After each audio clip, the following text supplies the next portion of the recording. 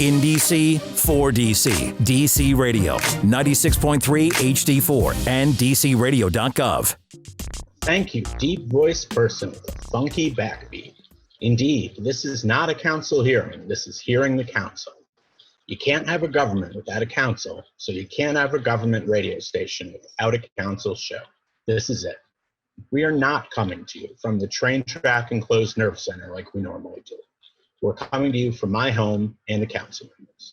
Never expected to say that. I'm Josh Gibson, Director of Communications for the council. You may also know me as the council's voice on social media at Council of DC.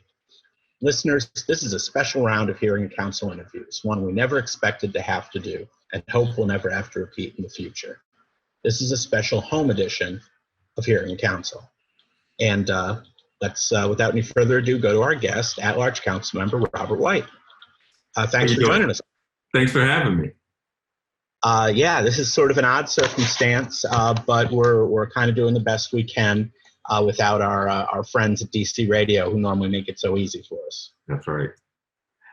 Yeah, I miss seeing you in the traditional setting, but I like being able to see your home background, and glad that we can connect even in odd circumstances.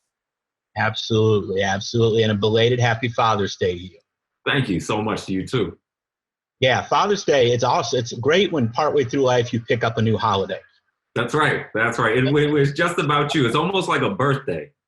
Yeah, I love it. It's honestly one of my favorites. Me too. Well, sadly, absolutely nothing has happened in the past 6 months, so I don't know what we're going to talk about. It's been a boring time. Well, obviously, an incredible amount has happened. And I kind of want to, things are happening so fast and the news cycle turns so quickly, you lose track of items. Right. So what I want to do is take us back through the last few weeks, 2-3 weeks is all it is, in terms of the Black Lives Matter protests, the response, and some of the actions the council's taken. I want to take you through kind of one by one, and if you could just kind of quickly give me what your personal response was at the time, what you're feeling, someone directly affected. First of all, obviously the death of George Floyd. Yeah. What was your reaction seeing, sadly, yet another video on the news, but one that had a profound effect this time? It was when George Floyd's death first hit the airwaves.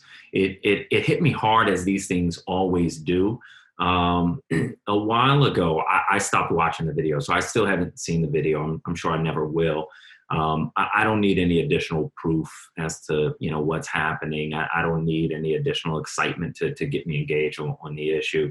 And so my first feelings were just feelings of sorrow and regret that this is where we still are as a country. But as his death really gained traction and rippled differently than the hundreds before it, it actually made me happy to see that we have reached a point, I think, in our country's history where we might finally make substantial progress on racial equality. And we've made substantial progress over time, over hundreds of years, but never in a short amount of time. And my hope now is that we are going to see movement. So I'm actually now feeling hopeful, feeling like this brother might have, there might be something good to come out of such a tragic death. So then next up was the sort of one day when we did have pretty significant property damage in DC. What was your response to seeing that? A lot of us saw it happen literally in real time on live TV. Yeah. That was sad. It's always sad to see violence erupt. I was particularly angry about the violence and the property damage and destruction because it was easily taking away from a very important message on a very important movement. And I knew that the movement did not have anything to do with the property damage. So people started reaching out and saying, well, how do you support these protesters when they're looting? again, and I would say, no, the protesters are not looting. Looters are looting. And that's not the folks that I'm putting my neck on the line to protect and support. But the protesters absolutely are doing righteous work. And I tried with every bit of power that one little council member has, tried to lend that power and that voice to the people who are protesting in the streets, so really calling for racial justice, a call that I 100% support. It's funny that across a couple days, both sides had a chance to use the few bad apples argument that's flawed. But you had folks saying about the police, there are a few bad apples, most police are good. Yeah. And there's a few bad apples marring the protest. And it's kind of just interesting to think where the truth lies in both cases. Yeah. So no sooner than that happened, then we had the situation in Lafayette Park. And we had the park cleared and the president strolling across and holding the Bible in the air. Yeah. This is happening in real time in front of us. What was your take from that perspective? As a public official, not a lot of things that happen in politics do I take personally, because you can't, or you just be hurt every day. But this was one of the few times where the actions of our president hit me personally and hurt me personally. The first time was Charlotte and his response to what happened in Charlotte, Virginia, but Charlottesville rather. But I was watching the news live because I wanted to hear the president's remarks. And starting with his remarks, I just could not believe how divisive and racially insensitive, I think is a nice way to put it, but really racially charged his remarks are, sicking dogs on people who really were protesting. But then as I was watching this live on the news, I see the president start moving, and I see reports that they are firing rubber bullets and some sort of chemicals at people who are protesting, who are not breaking a single law, who are in fact exercising their constitutional right to protest, to speak, being fired upon in the city that I represent by law enforcement, by military, by folks who, we are supposed to think are here to protect us, but in my opinion, assaulting DC residents and visitors. I couldn't believe that we were seeing that. That's the type of thing that you feel like you read about in the history books, and not from like 10, 20 years ago, but from like 100 years ago, something crazy like this happened. And here we were seeing peaceful protesters being assaulted so that the president could take a ridiculous photo op. Yeah, I mean, it was crazy enough, terrible enough seeing people cleared. But then when you figured out why they got cleared, and you're just watching, you can't imagine what's going to happen. Yeah. And then he didn't even enter the church, and it was over in 60 seconds. It just was such a peculiar response. Yeah. And particularly given all the talk that the church had been burned to the ground, when we all know, I mean, it obviously never should have happened, and any arson is bad, but yeah, the church was intact with the march to save the church. Yeah. So strange.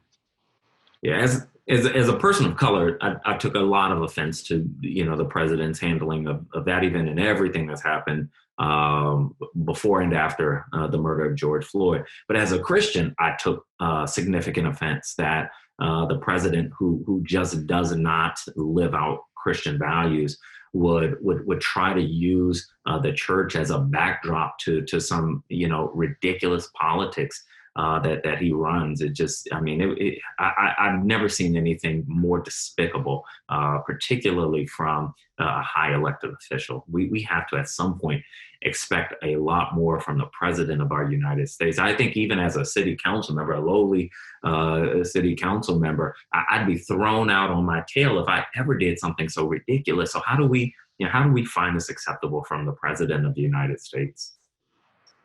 Right.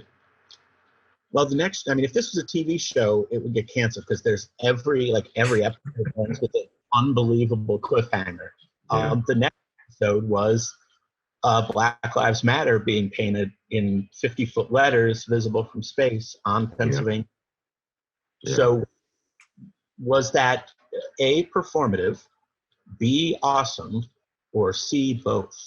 It was C. So, it's no secret. I think, the mayor and I don't see eye to eye on law enforcement, on the handling of these protests. We've taken very different positions. And I do want to underscore that the position I take is that the reason behind these protests is just so important and so overdue. We have to, with everything that we have as elected officials, as people of color, to use whatever microphone platform we have to support this movement and not detract from it, and certainly not let opportunists who are rioting get the better of this moment. But, differences aside, I respect the shade from the mayor. Painting Black Lives Matter, basically putting the White House on Black Lives Matter Plaza. I thought it was a great move. I thought it got, a lot of attention. And so even folks who don't see eye to eye with the mayor appreciated that movement. And now I think all of us are called, the council, the mayor, the chief of police, all of us are called to make that slogan real. So, what does Black Lives Matter mean if it doesn't mean a change in policy? And we are going to have to work together to figure out what those changes in policy mean when we visibly and vocally say that slogan, that saying, Black Lives Matter. Yeah, because something else that was performative was the Boston Tea Party. But if we follow that with the revolution, well, just because something's performative doesn't mean it's not meaningful. That's right. That's right. If you run the promise of the performance. That's right. That's my personal 2 cents. So the next chapter was the council's police reform bill. Yeah. So can you talk a bit about this? About, was it preemptive and not adequately discussed before the public, or were these things that have been discussed for years and there just hadn't been a chance to put them into action? I think Charles Allen, who chairs the Judiciary Committee, said it best when he was in a recent interview, that nothing in this emergency bill was new. Everything that was in this bill are things that have been discussed for years. And in fact, even though I don't sit on the Judiciary Committee, I have attended some of the Judiciary Judiciary Committee hearings on matters of policing. And we have heard, and I know Charles has heard even more than I have as chair of the committee, we've heard from residents about so many police tactics and the impact that it has on individuals, on communities. And so it was important that in this moment, we take an affirmative step. And I would say that the policing bill, most people, I think, would agree that in some ways it didn't go far enough. But there are a number of things that we can do quickly, knowing that they are overdue. And then there are a number of things that we know need to happen, but they bear conversation, an opportunity to really flesh out the details. And so I think that there are more police reform bills on the horizon. And despite the message that folks are hearing from the police chief, I don't see these bills as an attack on our police officers. Our police officers are called to act in certain ways and called to act on many things. And they are given the rules and the guidelines. They don't, these line officers don't create them themselves. And so when the council says, no, we need to do something better and we need to have policy changes and we need to implement more transparency, that is just not the same as saying you don't support or respect the people who put their lives on the line to keep us safe. But our police agent, our police office, police force is an agency, just like every other agency in the city. And the council makes changes to every agency, probably less police than others. And maybe that's the reason we're so backlogged in these reforms. But we do have to remember that law enforcement is an agency. These are government employees, and the council is fully within its prerogative and in fact, within its duty when we act to kind of curtail things and address problems that we are seeing or hearing from the public. Right, and folks need to remember also that, like all emergency bills, this bill is paired with a temporary bill and a permanent bill. And for those bills, there are additional votes, additional opportunities to amend, and significant opportunity for public comment. Right. So, and a lot of things are painted as either or. It wasn't like act quickly or have public input. That's right. It's acting quickly and will have public input on the permanent bill. Now, on sticking with the bill for a minute, one piece of the bill, because it was a police reform, but also sort of a broader justice reform effort, was an effort you had been pushing for some time to return votes to those who've been convicted, particularly, I think, in this instance, the folks in the DC jail. Can you speak a bit about what portion of your past effort was included in this emergency and what was not included from the original bill? So I introduced, with the support of the entire council last year, the Restore the Vote bill, which would return the right to vote to DC residents who are incarcerated with felony convictions. And this is a particularly important thing because so many of us just assume that folks who are incarcerated never were able to vote and shouldn't be able to vote. But as soon as you start to peel back that onion, you realize that that's just not true. In fact, the District of Columbia in most states took away the right to vote from people who are incarcerated during Jim Crow, really to suppress the power and the voice of particularly African Americans. So my bill, the Restore the Vote full bill, would restore the right to vote to any DC resident incarcerated in DC or in the Federal Bureau of Prisons with a felony conviction. Because of the limited reach of emergency bills, we only included the provision, the right to the vote, the restore the vote for people in DC jail. The emergency bills cannot have a fiscal impact, and voting outside of DC will have a fiscal impact because at minimum, we will have to mail you a ballot.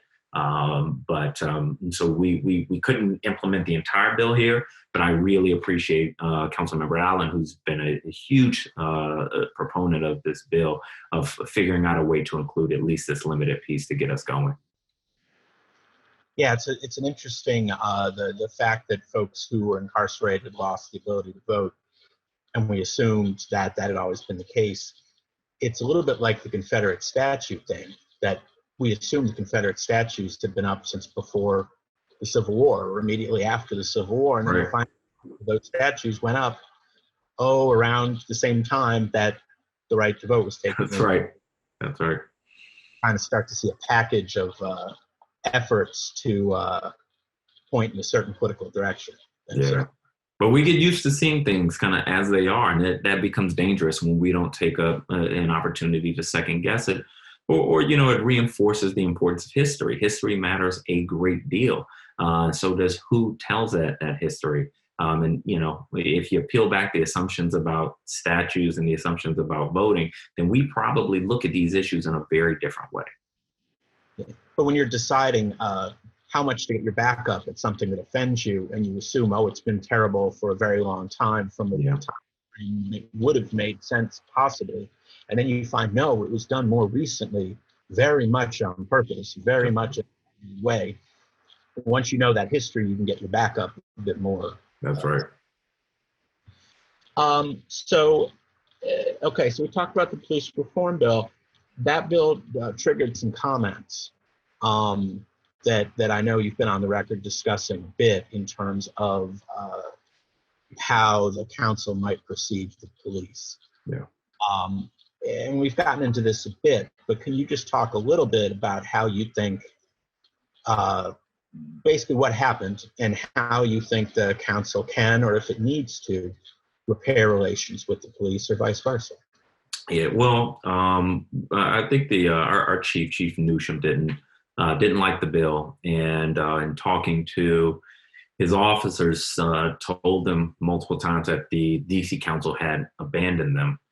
which is an unfortunate and a dangerous thing. I mean, imagine if every time the council passed a bill that impacts an agency, the head of that agency, told those employees that the DC council, it hates you and doesn't respect you and doesn't support you. What would our city look like? It would not be a good place. So I think, for one, it was highly inappropriate. That's just not the role of an agency head. Nor I think does it reflect well upon an agency for whom there's an argument about whether their de-escalation tactics are sufficient. Was this a de-escalation tactic or an escalation tactic? And indeed, I think most of us think that it really escalated an issue and added significant division. So it did increase the challenge for the council to have an open dialogue with police officers. And they, these are folks who I have to believe the same things that led me to become a council member led many police officers to become officers, wanting to do better for the community, believing that you had something to give to this role, and also knowing that not everybody who does your role is good or good at it. And so sometimes, you end up lobbed in with a whole bunch of other folks. And so police officers, I think, are trying to figure out where they stand and what their future is, including their future employment. And so the comments of our chief really kind of, I think, led officers to believe that the council wants to fire them all and doesn't respect their work. And I don't think that's the case at all. We do respect their work. But if we, again, peel back this onion, start to ask questions, do we need armed city employees with lead jurisdiction for someone driving with a broken taillight? I don't think so. Do we need armed city employees addressing an issue of public intoxication? Probably not. Mental health calls? Probably not. And as you start to really ask those questions, do we need armed city employees doing X and Y, you realize that the role of police could easily be reimagined. And the police, I think, would have more clarity on what their role is, more consistency, and wouldn't be called so frequently to act outside of their training or their comfort zone. And so I think that we will be a better city as we really start to ask this question and re-examine what policing looks like. But police officers should be part of that conversation, and we do want to keep them as part of that conversation. Yeah, and I think a little bit like the Black Lives Matter Plaza, it's not either performative or impactful. From the chief's comments, I think he is, is proud of the progress MPD has made over the decades and thinks that it's a fairly reform-oriented force. That can be true, but that doesn't mean you don't need further reforms. So I think it's another case where recognizing there is a both and is helpful. Knowing that every MPD officer goes to the Museum of African American History and Culture, takes a one-year training program. I bet there are not a lot of departments that do that, the equivalent of that.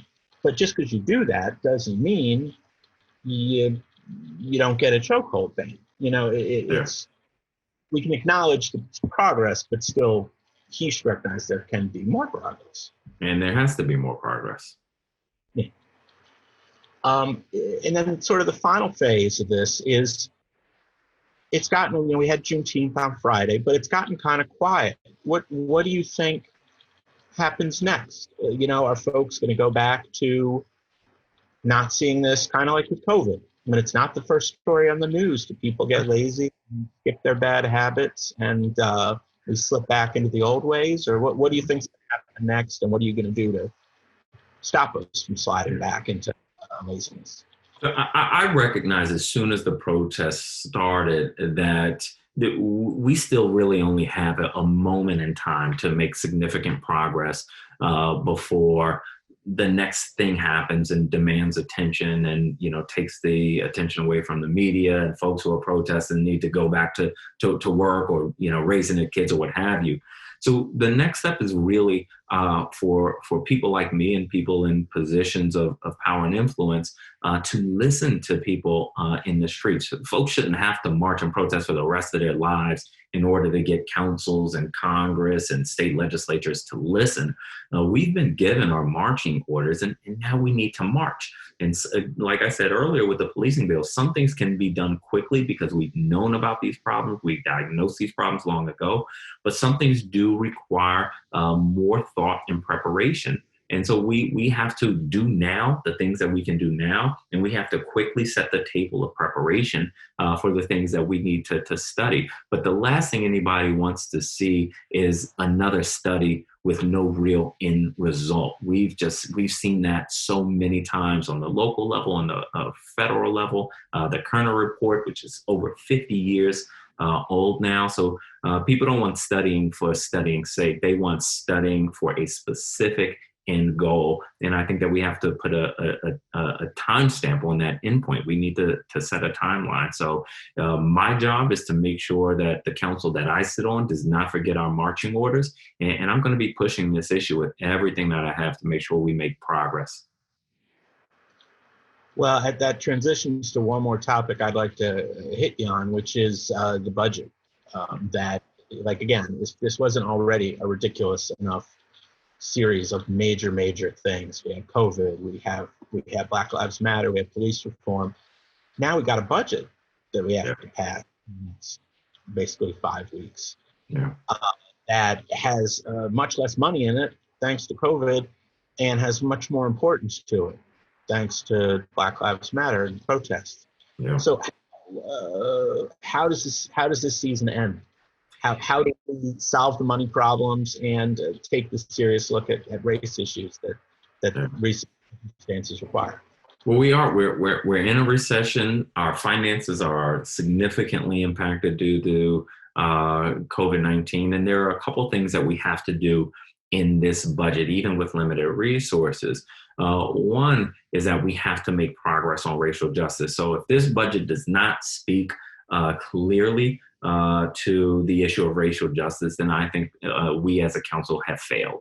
And so we have to make sure we do that in addressing what our police budget looks like and making sure that there are other community supports that keep us safe, but also, incredibly important, prevent violence. And that, comes from community investments, from intervention, come from a number of places. But we also have to shore up and stabilize our economy, because everything that we fund, from schools to roads to violence prevention, requires revenue.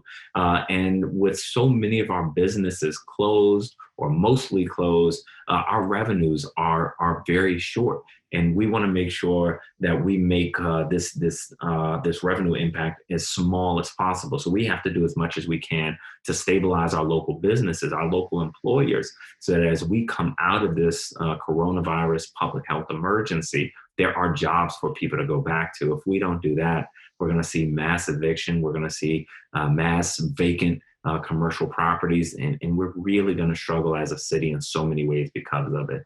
So we're gonna, I told you earlier, I'm a Christian. We're gonna have to do this. The loaves of bread. We're gonna have to make a lot with a little.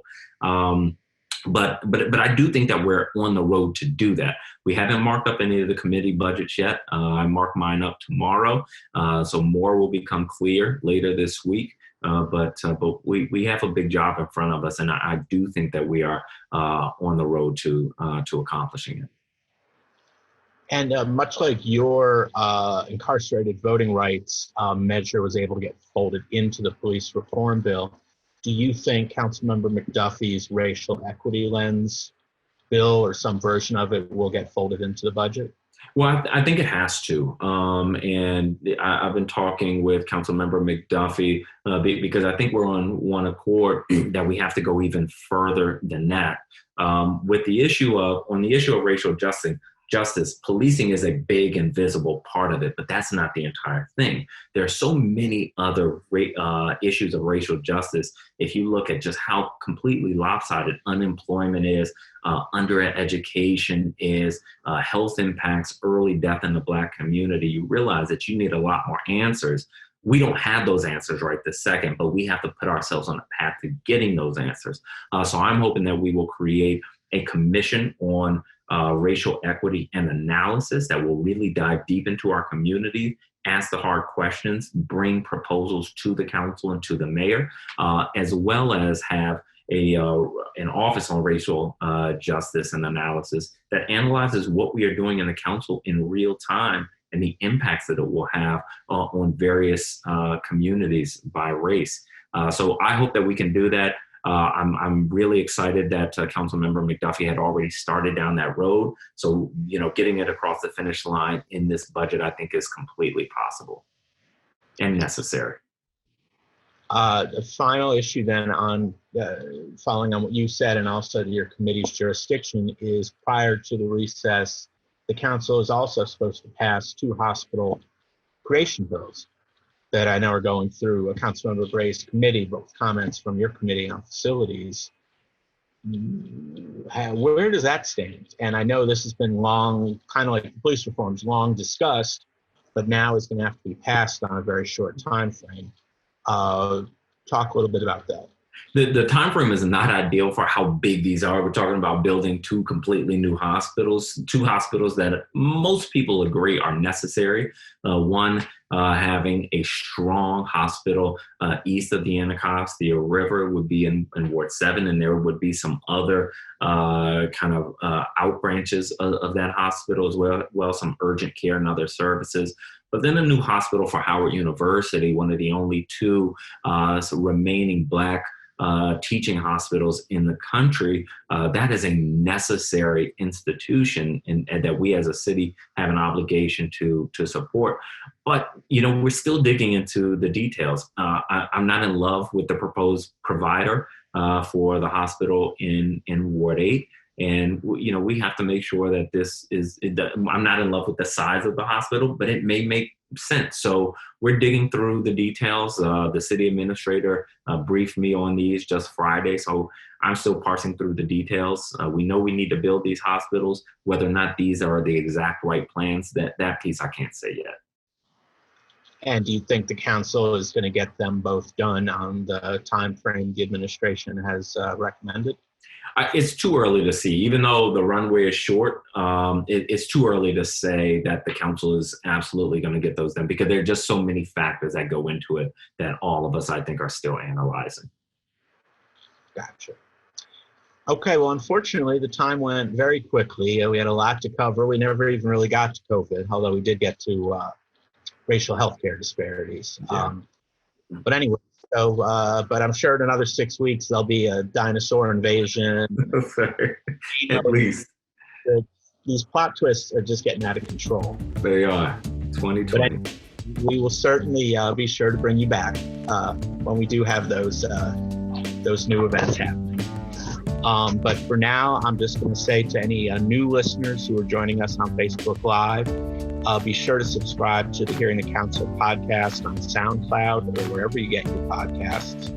Councilmember, thank you again so much for joining us. Thanks for having me as always. Absolutely. And thank you, listeners. Tune in again next time. We're at DC Radio at 96.3 on your HD4 dial or at dcradio.gov. And once again, I'm Josh Gibson, and this is not a council hearing. This is Hearing the Council. Thanks. Take care. Bye-bye. In DC, for DC, DC Radio, 96.3 HD4 and dcradio.gov.